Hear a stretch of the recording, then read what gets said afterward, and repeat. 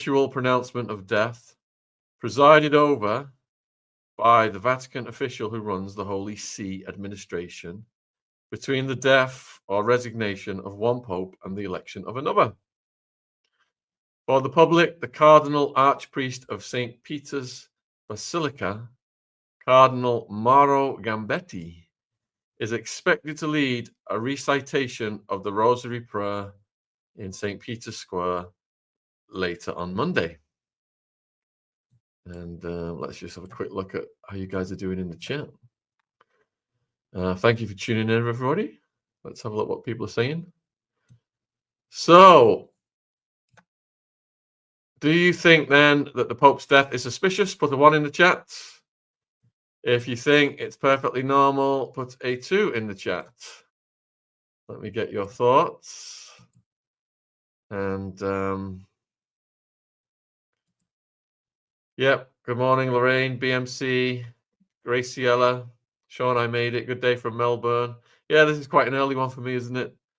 Usually we're streaming at night for the Americans. Please try to get Dr. Taylor Marshall.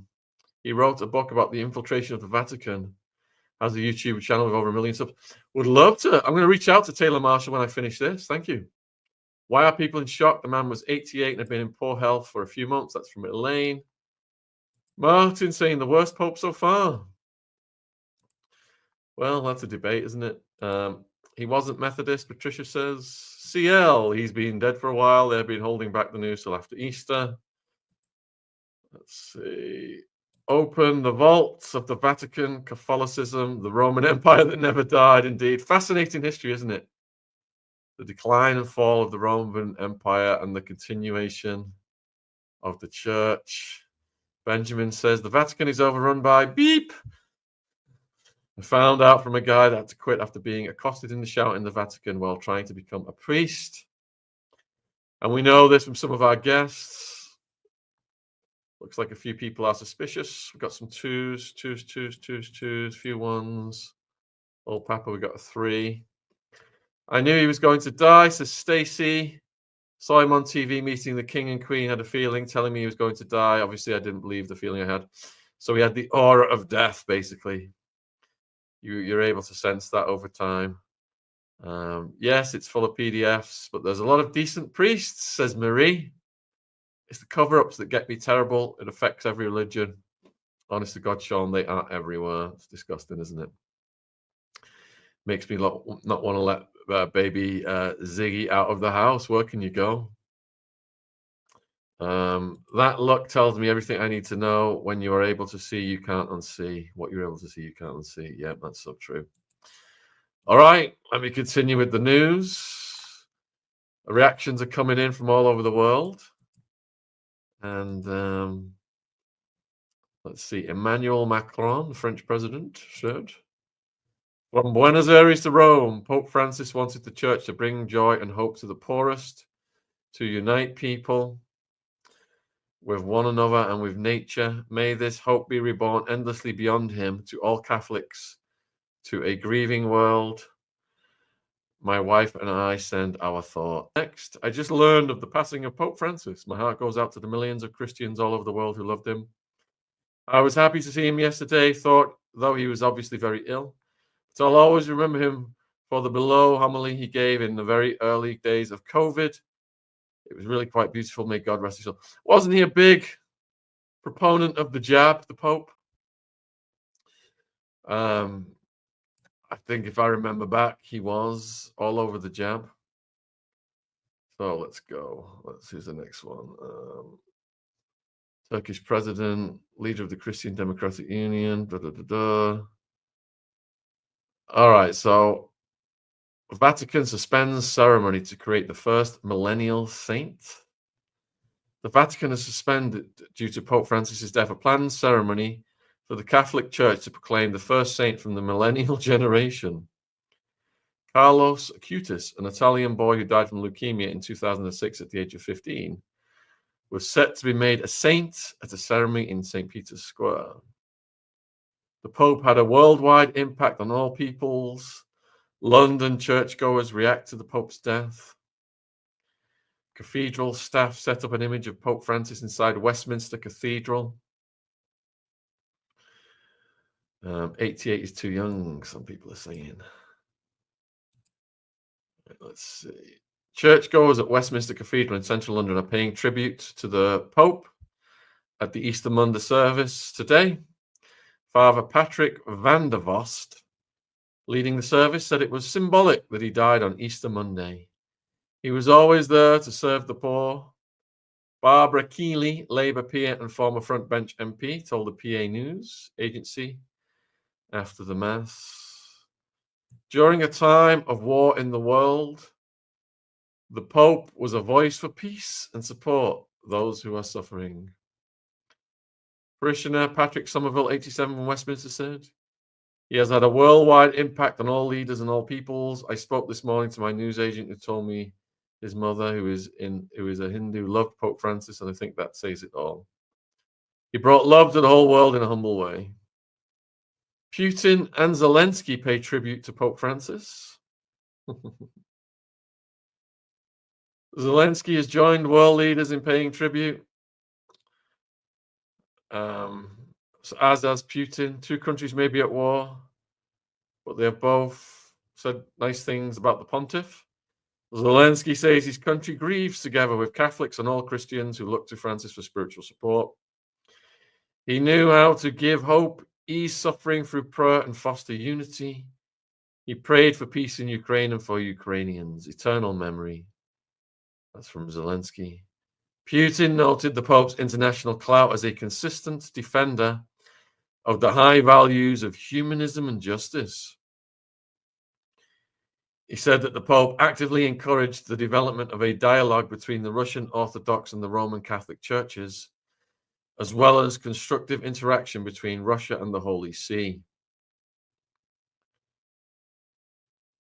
So the worshippers in St. Peter's Square have been giving their reaction following the death, with one describing how it was almost a miracle that he made it to Easter Sunday. The Pope spent 38 days in hospital earlier this year after the respiratory illness developed into double pneumonia. And he left hospital last month, but had commitments scaled down ahead of Easter celebrations. Sister Monica Gonzalez, who was visiting from Mexico, called Francis's death a great loss for the church and for the whole world. A Pope who worked so hard for peace and for the good of all. Let's all pray for him. Eva Bonanno, that sounds like a mafia name, doesn't it? From Philadelphia, called it a very sad day. It is honestly impressive, I think, that he made it to Easter. I think that it's almost like a miracle for Italy.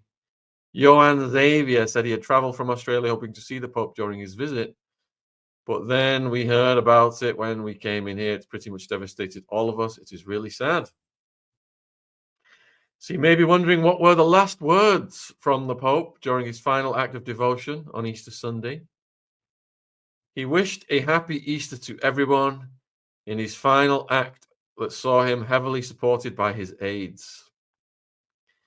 He delighted a crowd of 35,000 faithful at the Vatican yesterday with an appearance on the balcony at St. Peter's Basilica. He appeared weary and fatigued. He needed help from his aides while he sat on the balcony and watched Easter blessings. Was read aloud by a senior cardinal. Aides were seen adjusting his papal robes and helping him drink water through a straw as his blessing was delivered. He didn't celebrate the Easter Mass in the piazza yesterday. Instead, delegated it to Cardinal Angelo Comastri, the retired archpriest of St. Peter's Basilica. He left hospital under protected discharge on March 23rd after suffering an infection that developed into pneumonia in both lungs earlier this year. During the service on Easter Sunday, he raised his left hand towards a crying boy. And that was the moment he gave his last public blessing as he drove through St. Peter's Square for the last time. He blessed 4 tiny babies and 2 older children during the circuit in his Pope-mobile, through cheering crowds gathered to celebrate Easter Sunday, while the youngsters passed up to him by members of his security detail. The outing was the longest time he had spent in public since spending 5 weeks in hospital being treated for double pneumonia. Earlier, he appeared on the Vatican balcony and told crowds, "Brothers and sisters, happy Easter," before an aide read the rest of his annual Urbi et Orbi blessing and speech, which called for an end to the wars in Ukraine and Gaza. And there was an Irish-born cardinal who broke news of the Pope's death. He announced to the world that Pope Francis had died. That's Cardinal Kevin Farrell, 77. He confirmed the death after bouts of ill health. Cardinal Farrell is Camerlengo of the Holy Roman Church, a key role during sede vacante, the period when the church is without a pope. Kevin Joseph Farrell, born in Dublin in 1947, lived in Galtimore Park in Dublin. After finishing primary and secondary school, he attended the University of Salamanca in Spain and the Pontifical Gregorian University in Rome before being ordained as a priest in December 24th, 1978. In 2016, Francis called him to serve in the Roman Curia as a prefect of the new dicastery for the laity, the family, and life. Father Michael Collins has authored books about Francis, said that as Camerlengo, Cardinal Farrell had the role of verifying the Pope's death. Speaking to RTE Radio, he said, "So what happens next is, it was an Irishman, Cardinal Kevin Farrell, who actually made the official announcement of the Pope's death to the world. He is what's called a Camerlengo, the key keeper, and he's got the position of verifying the Pope's death." So you may be wondering how the body will be dressed and where the coffin will be held. In the days following the death are packed with centuries-old traditions and rituals, including his funeral and his public exhibition of his body. His body is now set to be moved into St. Peter's Basilica at the Vatican later this week, where he will lie in state for 3 days before his funeral. No date has been announced when this will happen. However, when Pope Benedict died on December 31st, 2022, his remains were moved to St. Peter's 3 days later. Hundreds of thousands of mourners are expected to visit the Francis embalmed body to pay their respects to the beloved leader of the Catholic Church. The body will then be dressed in red robes with a white mitre on his head, and he will be taken to St. Peter's Basilica, where he will lie in state for 3 days. His funeral will take place within 6 days. A date for the ceremony is yet to be announced. Traditionally, papal funerals are an elaborate affair, but before his death, Pope Francis sought to simplify the ceremony. Unlike his predecessors, he said he did not want to be buried in the grottos beneath St. Peter's Basilica at the Vatican. So UK royal family members are expected to attend the Pope's funeral. Oh, I wonder if that includes Harry. If the Vatican is in agreement, that is, according to a royal source, Francis is likely to be buried in the Basilica of Santa Maria Maggiore in Rome's Esquilinio neighborhood rather than the grottos. But it is too early to say which members of the royal family will travel to Italy to pay their final respects. Meanwhile, the Union flag will be flown half-mast at royal residences where the king is not in residence. And somber music will be played at the changing of the guard ceremony to reflect the sadness of the occasion. Crowds are building in honor of Francis. Visitors have been pictured praying. Pilgrims are carrying wooden crosses to the residence of the Pope. And updates are coming in constantly. People are speculating who will be the next pope. There are 5 contenders to succeed Francis in the Vatican. He was the first Latin American pope, which signaled a wider change within the Catholic Church. And there is now speculation as to whether there will be a Black or Asian pope. Will there be a woke pope? A trans pope? Here are the top contenders to become the next Supreme Pontiff. Peter Turkson, 76,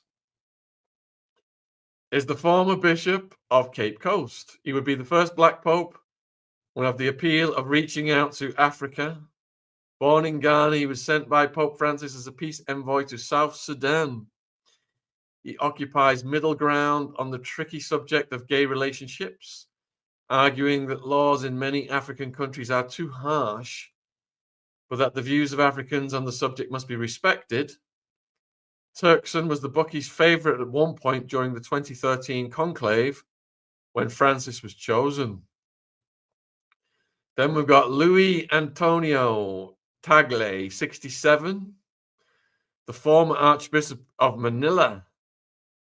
He's emerged as a frontrunner in the betting markets. He would have the appeal of being the first Asian pope, the region with the fastest growing Catholic population. He opposes abortion rights in the Philippines, but would be considered one of the more liberal candidates. He has complained that the Catholic Church has been too harsh towards gay and divorced couples, and that this has hampered its evangelical work. And then we've got Pietro Parolin, 70.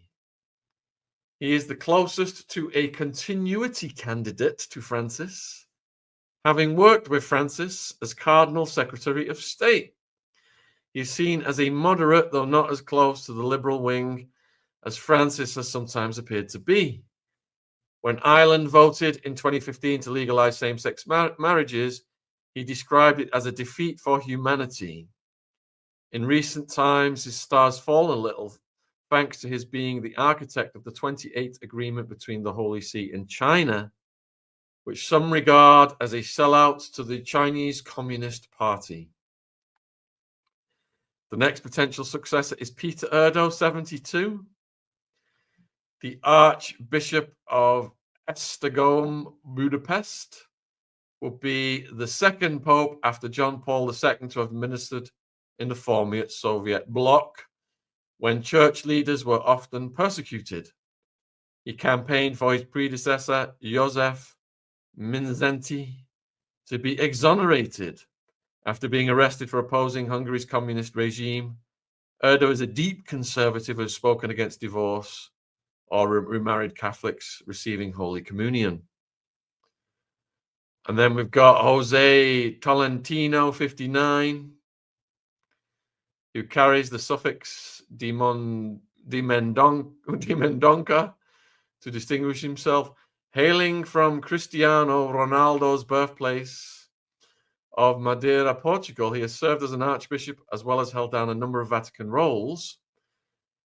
As the relative youth candidate, he has advocated that biblical scholars engage with the modern world by watching films and listening to music. Keir Starmer has said Francis was Pope for the poor, downtrodden and forgotten. Keir Starmer, the insidious bureaucrat who is running the UK into the ground and is severing all kinds of help to the poorest in the UK, including winter fuel allowances for the elderly, cutting back on childcare allowances for poorer people. Absolute scummo.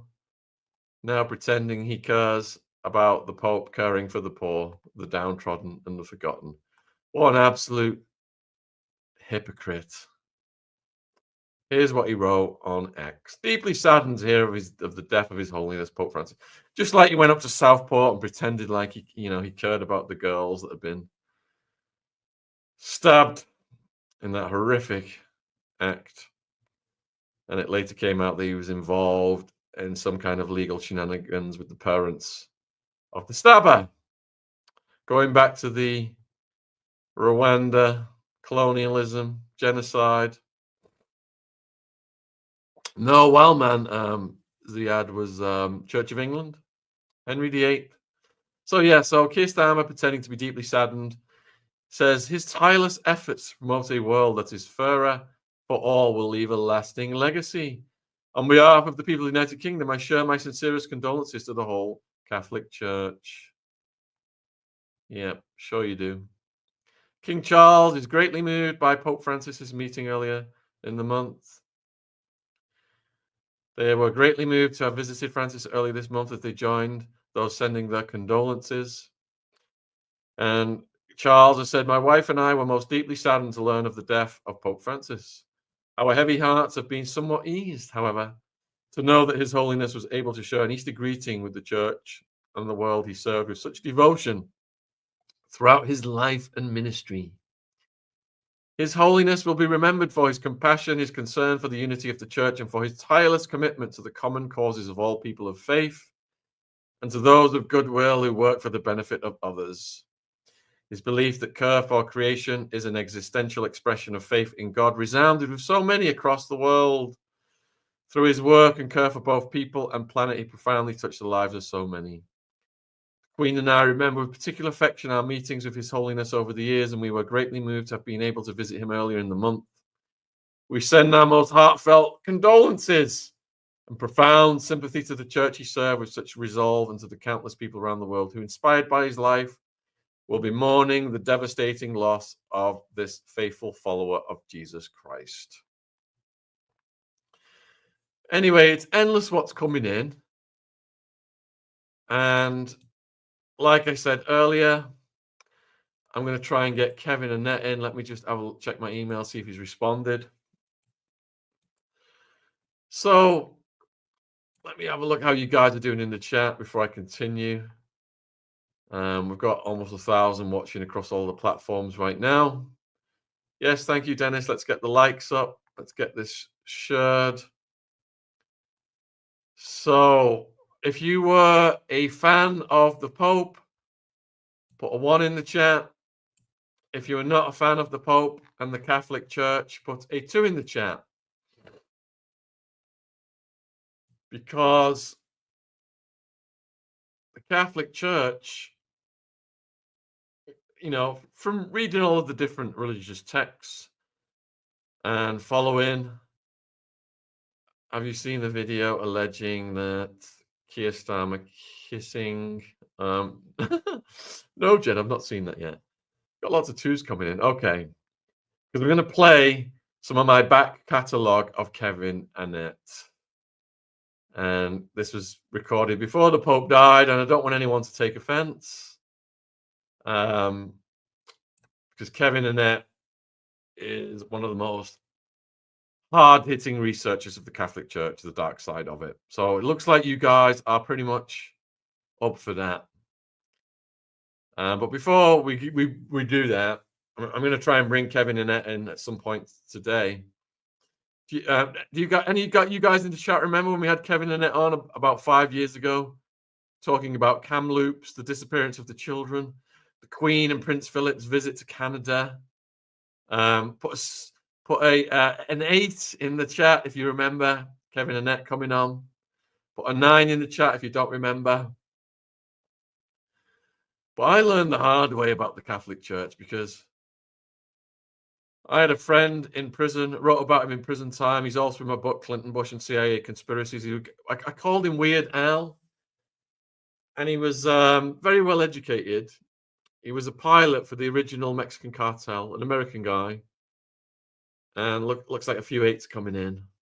So I learned a lot from him about the CIA and the DEA and the corruption.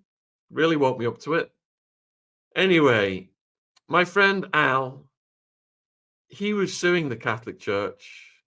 The reason that Al was the black sheep of his family was he encountered a PDF Catholic priest when he was a kid.